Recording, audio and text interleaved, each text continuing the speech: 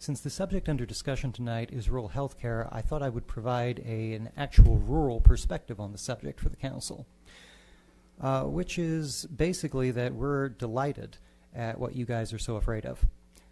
We know already to start off with that doctors, hospitals, and the medical insurance industry are nothing but a sadistic scam.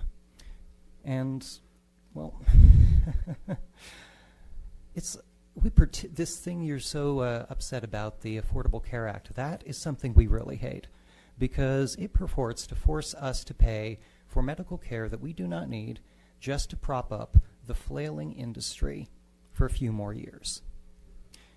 And we know that these doctors who are supposedly providing services in this medical industry are not some sort of empathetic experts. No, they're a bunch of ignorant psychopaths who do the job because they like the big paycheck and they like having a chance to work off their authoritarian jollies on people. We're well aware that much of the growth of tyranny in the 20th century is due to collaboration between the medical profession and the government, creating what is now known as the therapeutic state, which purports to circumvent the law and the Constitution. Of course, we also know that one of the purposes of the Affordable Care Act was not to get us medical care, but just to force us to go to doctors so they could fill us up with more poison pills and more misinformation and, of course, make more money off us. How do we know these things? Because we've all got a long list of horror stories of the things that have happened to us and the things that have happened to our friends and our families when they thought, well, this is getting pretty bad. I'll try going to the doctor. And the doctor made it worse. If we need evidence of what a scam hospitals are, we can just look up the hill here. When the voters very appropriately shot down the $800 million hospital bond, what did NIH do? NIH went out and said, well, we'll pay for it ourselves.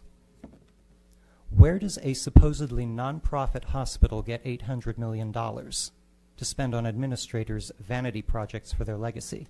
Oh, wait, it got that money by screwing it out of suffering patients who went into debt to pay their hospital bills.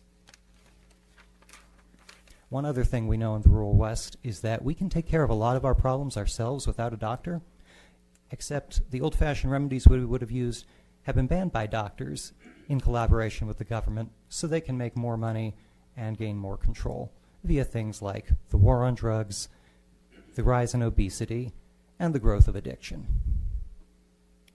I and millions of others hope that RFK can somehow find a way to gut these bastards because getting them out of rural health care will fix it.